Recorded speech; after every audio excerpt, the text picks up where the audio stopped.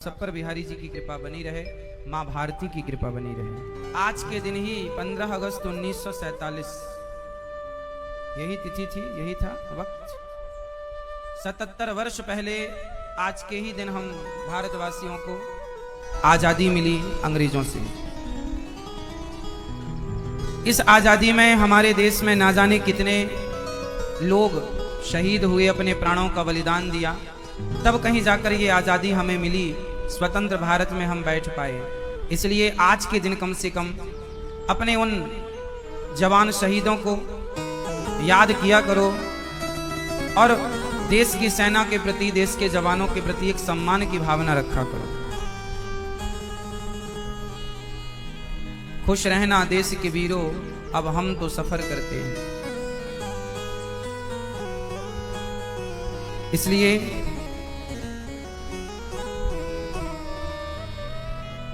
आज 15 अगस्त वो दिन है जब हम भारत की उस मिट्टी को प्रणाम करें जिस माटी ने हमें इतना कुछ दिया है। भारत से श्रेष्ठ इस धरती पर कुछ नहीं है। धरती तो पूरे में है, सब जगह है। कितने सारे, लगभग 206 देश हैं, लेकिन 206 देशों में केवल भारत को ही माँ कहकर संबोधित किया जाता है। भारत माता।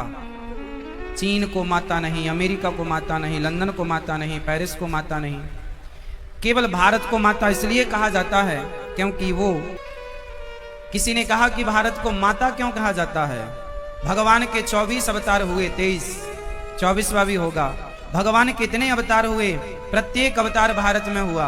किसी ने कहा प्रभु एक अवतार किसी और देश में ले लेते, कहीं और ले लेते, जहां गंगा यमुना ना हो वहां ले लेते। भगवान बोले कैसे ले लेते, कश्मीर में ही केसर होती है।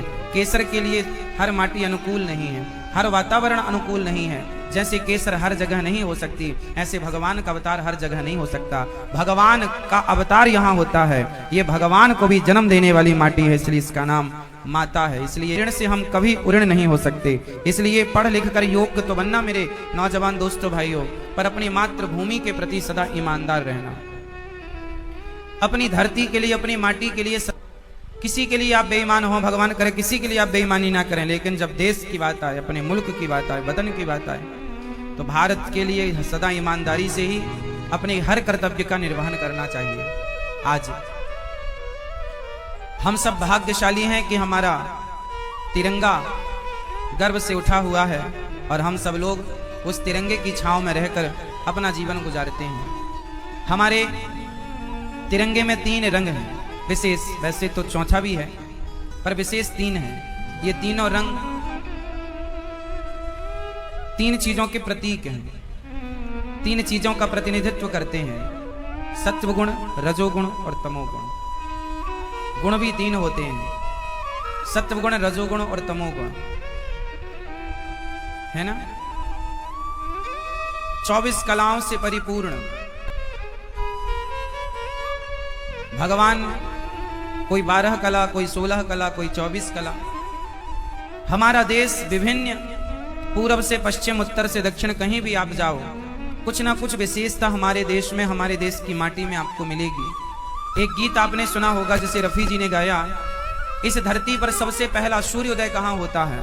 आज किसी देश का नाम कोई भले ले ले, लेकिन जो हम सबने सुना वो ये सुना कि जहाँ सूरज सबसे पहले आकर डाले अपना डेरा, वो भारत देश है। ये वो देश है जहाँ सूर्य भगवान भी सबसे पहले आने के लिए लालायित रहते हैं। ये वो धरती है। लोग कहते हैं कि भारत में क्या है, अरे भारत में क्या नहीं है। अच्छा आप लोग बताओ भारत में क्या है, बताओ क्या है भारत में, आप बताओ भारत में क्या है, क्या है। देवभूमि है, क्या है भारत में, क्या है। अच्छा ये बताओ भारत में क्या नहीं है, ये तो आप बता ना पाओगे कि भारत में क्या है। ये बताओ भारत में क्या नहीं है, बोलो। अब हम बताएं भारत में क्या है। सुनो, जो लोग अमेरिका, लंदन, पेरिस चले जाते हैं वो कहते हैं अरे विदेशों में बड़ा अच्छा है, वहां अच्छा है। भारत से अच्छा कुछ हो नहीं सकता। एक सज्जन बोले महाराज जी भारत देश में इतनी पूजा पाठ करने वाले लोग रहते हैं। अमेरिका जापान में कोई पूजा पाठ नहीं है, कोई व्रत उपवास नहीं है, लेकिन वो इतनी सक्सेसफुल कंट्री है। वहां इतना धन है, इतना पैसा है, इतना लोग वहां संपन्न है। और भारत में इतनी गरीबी है, इतना परेशान है भारत। भारत को कुछ लोग कहते हैं ये गरीब देश है, अन्य कंट्रियों को लोग कहते हैं ये अमीर देश है। अच्छा आप बताओ, आप लोग अमीरी और गरीबी का पैमाना किससे तय करते हैं? आपके लिए अमीरी और गरीबी को तय करने के लिए क्या है? केवल पैसा। आप लोग सोचते हैं कि जिसके पास ज्यादा पैसा वो ज्यादा अमीर, जिसके पास कम पैसा वो गरीब। आपका यही है, यही कसौटी है आपकी। पर ये सिस्टम ही गलत है। आज मैं आपको बताता हूं कि अमीरी क्या है और गरीबी क्या है, और फिर आप बताना कि भारत कब गरीब था। सुनो, हम भारतीय लोग जो हैं, जो हमारे संस्कार हैं, जो हमारी संस्कृति है, वो कहती है कि हमारा भारत जो है चरित्रवानों का देश है। किसका देश है? जोर से आप पूरी दुनिया में घूम के आना, आपको विधवा स्त्री कहीं नहीं मिलेगी भारत के अतिरिक्त। मिलेगी? भारत के सिवा आपको विधवा स्त्री दुनिया के किसी कोने में मिल जाए तो मुझे बताना। बताओ क्यों नहीं? बोलो क्यों नहीं मिलती विधवा स्त्रियां? क्योंकि विदेशों में कोई विधवा होती नहीं। एक पति चला गया तो दूसरा जिंदाबाद, दूसरा गया तो तीसरा जिंदाबाद, तीसरा गया तो चौथा जिंदाबाद। वहां कोई विधवा नहीं होता। हाँ, लेकिन हमारे देश में स्त्रियां विधवा हो जाती हैं। क्यों? अरे विधवा वहीं होती हैं जहां चरित्र हो कि पति चले गए तो उसकी विधवा रह के जीवन जी लेंगी, पर स्वप्न में भी पराये पुरुष की ओर दृष्टि नहीं डालेंगी। ये संस्कार यदि कहीं का है तो सिर्फ भारत का। अब आप बताओ, एक व्यक्ति के पास पैसा ज्यादा है और एक व्यक्ति चरित्रवान है, तो आपकी नजरों में बड़ा कौन है? पैसे वाला या चरित्र वाला? हमारे देश में पैसे वाला बड़ा नहीं है। पैसे वाला तो रावण था, उसकी लंका में आग लगा दी हनुमान जी ने। और बनवासी राम थे, जिनके पास घास की झोपड़ी थी, उनके चरणों में जाकर हनुमान जी बैठ गए। वो हनुमान जी जो उन घर में घुस के मारते हैं लंका वालों को, जो सोने की लंका में आग लगा देते हैं, जिनके पास अष्ट सिद्धि नवनिधि के दाता, जो सब कुछ करने की सामर्थ्य रखते हैं, वो हनुमान जी वो घास की कुटिया में रहने वाले राम जी के चरणों की सेवा करते हैं। क्यों? क्योंकि राम जी का चरित्र श्रेष्ठ है। राम चरित्र सुनबे को रसिया, और राम लखन सीता मन। रावण धनवान है और राम चरित्रवान है। आप बताइए बड़ा कौन, पैसे वाला या चरित्र वाला? जोर से, जोर से। हाँ, और आप लोग कहते हैं अमेरिका, लंदन, जापान इत्यादि जो भी हैं विदेश, उनको आप कहते हैं अरे बहुत पैसा। अरे पैसा तो वैश्या के पास भी बहुत होता है। आपके क्षेत्र की कोई वैश्या होगी, उसके पास आप लोगों से ज्यादा धन होगा, तो आप उसे बड़ा मान लोगे? इसलिए भारत पैसे से कभी, भारत ना पैसे को कभी महत्व देता ही नहीं है। हमारे संस्कार हैं कि पैसे व्यवस्था के लिए है, पैसा माई बाप नहीं है। हम भारतीयों ने पैसे को महत्व नहीं दिया, हमने आध्यात्म को, भगवान को महत्व दिया। इसलिए हमारे यहाँ धन को बड़ा नहीं बताया। मीरा जी क्या कहती हैं? पायो जी मैंने राम रतन धन पायो। मेरा धन तो राम है, मेरा धन तो, हमारो धन राधा श्री राधा श्री राधा। हमारा धन तो राधा है, राम है, कृष्ण है। जिस देश के लोग कृष्ण को अपना धन मानते हो, बताओ वो धन के पीछे क्यों भागे? धन के पीछे भागने वाला बड़ा है या भगवान के पीछे भागने वाला बड़ा है? धन के पीछे भागने वाला बड़ा है या सत्य के पीछे भागने वाला बड़ा है? हम भारतीय हैं साहब, यहाँ झूठ बोलना भी पाप मानते हैं। अब कुछ बोल रहे हैं, अब बेईमानी लोग कर रहे हैं, वो अलग सब्जेक्ट है। पर जो हमारी माटी है ना, वो धरती ईमानदारों की, सच्चे लोगों की धरती है। ये पहचान भारत की सच्चाई की। यहां पर प्राण जाए पर यहां एग्रीमेंट नहीं होता था, यहां लिखित में एग्रीमेंट की जरूरत नहीं होती थी। यहां तो जो कह दिया वो पत्थर की लकीर है। यहां जवान की कीमत है। हरिश्चंद्र बाजार में बिक गए पर सत्य नहीं छोड़ा। बोलो हाँ। अब आप कहो कि भारत गरीब है। कहां गरीब है भाई? किसमें गरीब? पैसे नहीं है इसलिए कह रहे हो? क्या करना चाहते हो? पैसे वाला बनना चाहते हो? आप अपना चरित्र बेचकर पैसे वाले बन भी गए तो उस पैसे का क्या अर्थ है? क्या मूल्य है उस पैसे का? है तो पैसा अवश्य के पास, क्या मूल्य उसके पैसे का? पैसे में इतनी ताकत नहीं है कि वो चरित्र खरीद सके। आपके पास होगा पैसा बहुत, बताओ आपका पैसा क्या क्या खरीद सकता है? संसार की वस्तुएं खरीद सकता है पैसा? बहुत सारी चीजें ऐसी हैं जो पैसा नहीं खरीद सकता। हाँ या ना? इसलिए भारत विदेशों में लड़की 18 साल की होती है, आजाद हो जाती है। वहां का कल्चर है, जहां मन पड़े वहां जाए वहां की लड़की, जिसके संग रहना चाहे वहां रहे वहां की लड़की। लेकिन हमारे देश में ऐसा नहीं है। हमारे देश में माँ बाप बच्चे को देखो, बच्चे को जन्म देकर छोड़ देना ये तो कुत्ता और सुअर की हरकत है। बच्चों को परवरिश करना, उनके संस्कारवान बना करके उन्हें समाज की सेवा में लगाना, ये हमारी संस्कृति रही है। हमारे यहाँ क्या कहा है? माता शत्रु पिता वैरी, ये न वालो न पाठिता, न शोभते सभा मध्य हंस मध्य बको यथा। वह माता पिता शत्रु हैं जो अपने बच्चों को संस्कार नहीं देते। विदेशों के बारे में आपने ये सुना कि नहीं? लड़की 18 साल की, लड़का 18 का हुआ तो छोड़ देते हैं, जहां मन करे वहां जाए। ऐसा सुना है या नहीं? नहीं सुना तो सुन लीजिएगा। अब बताओ, बच्चे बड़े हो गए तो छोड़ देना, ये तो सुअर वाली हरकत है। सुअर खा खा के आदमी सुअर ही होगा। प्रसाद खा करके भगवान का, तब जाकर के वो विवेकानंद होगा, तब जाके वो राम और हनुमान होगा।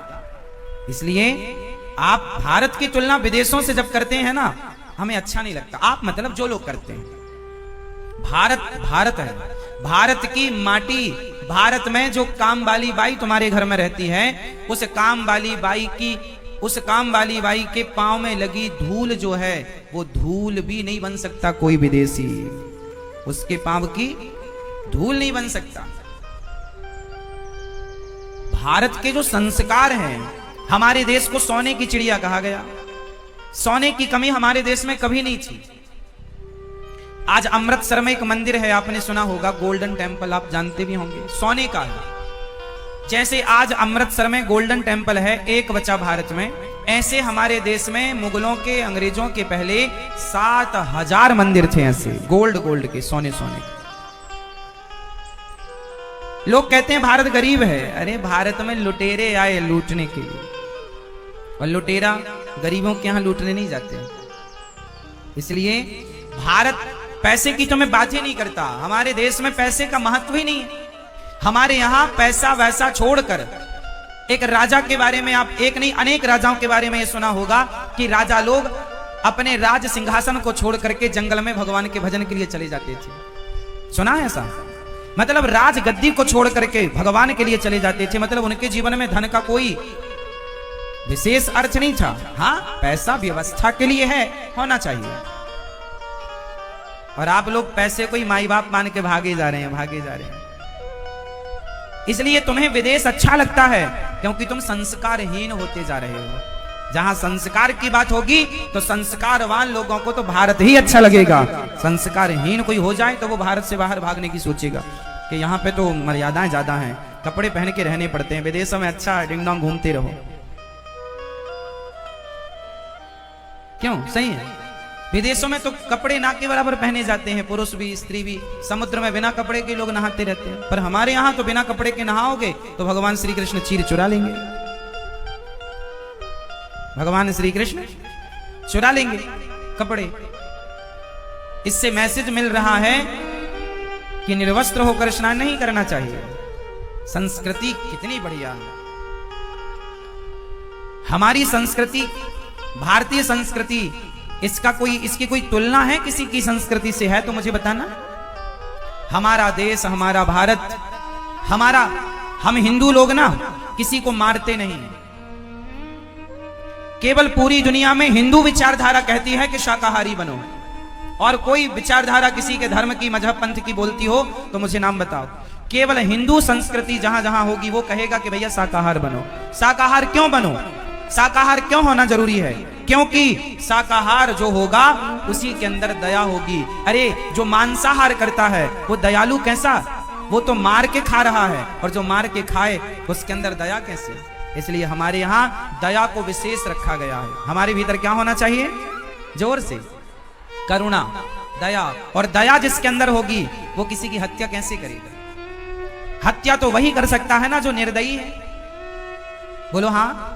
सुअर को कौन मार? आपसे मैं कहूं कि लो तलवार सुअर को मार के लाओ, मार लोगे? मैं आपको तलवार दूं, जाओ गाय को मार के लाओ, मार लोगे? मैं तलवार दूं आपको, बकरे को मार के लाओ, लाओगे? क्यों नहीं लाओगे? क्योंकि आपके अंदर दया, वो दया जो है ना वो आपको रोकेगी नहीं। ये गलत है।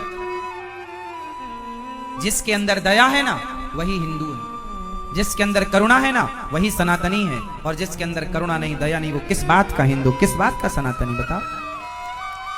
रोज मछली मारता है, रोज मुर्गी मारता है। भाई संस्कृति समझो।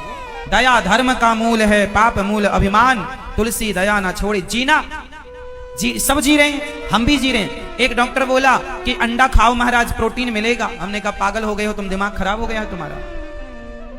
आजकल बहुत सारे डॉक्टर आपको इलाज के नाम पर अंडा खवा रहे हैं, आपका धर्म बिगाड़ रहे हैं। आजकल जितने क्रिश्चियन स्कूल हैं, यदि आपका बेटा क्रिश्चियन स्कूल में पढ़ता है तो लिख लो वो अंडा खाना सीख जाएगा जल्दी से, क्योंकि वहां पर जो टीचर क्रिश्चियन लोग हैं वो दिन भर यही सिखाते हैं बच्चों को कि अंडा खाने के ये लाभ हैं। षड्यंत्र कितना तेज चल रहा है, आप लोग नहीं समझ रहे हैं। कल ही मुझसे एक मैया बोल रही थी कि मेरी बेटी को टीचर बता रहे थे कि अंडा खाओ, तो कुछ षड्यंत्र के तहत आपकी संस्कृति को अंडा मांस से, मतलब वो स्वयं जैसे है ना आपको वैसा बनाना चाहते हैं।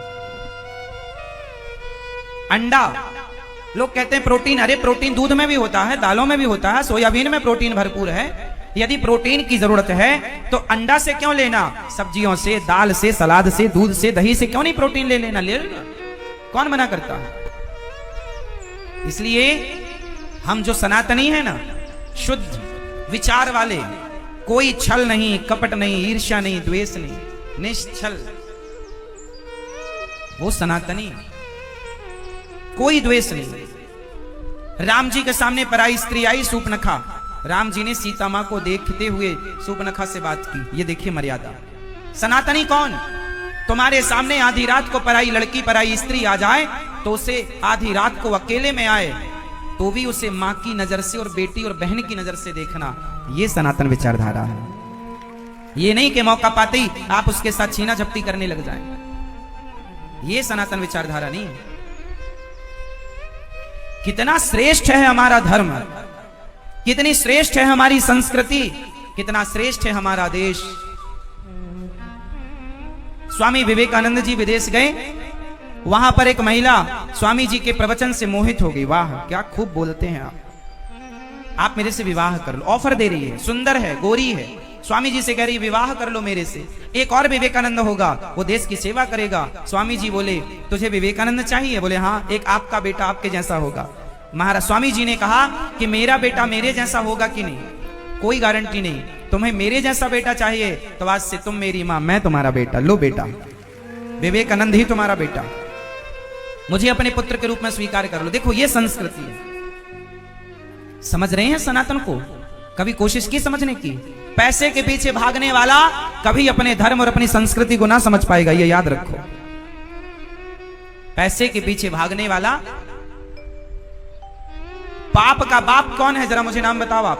पाप के फादर, पिता का नाम बताओ। पाप के, आप बताओ। पाप का बाप कौन? ये लाल भैया नहीं, आप बताओ। पाप के बाप का नाम भैया आप। पाप के बाप का नाम क्या है? पाप का बाप कौन है? जोर से आप बताओ भैया। क्रोध। कौन? लोभ। पीछे वाले बताएं। पाप के बाप का नाम कौन बताएगा? जानते हो आप भैया? जानते हैं कौन? अहंकार। अहंकार। कोई कह रहा अहंकार, कोई कह रहा क्रोध, कोई कह रहा लोभ। फाइनल बताओ। लोभ। पीछे वाली मैया मोहर लगाओ। पाप का बाप कौन? कौन? लोभ।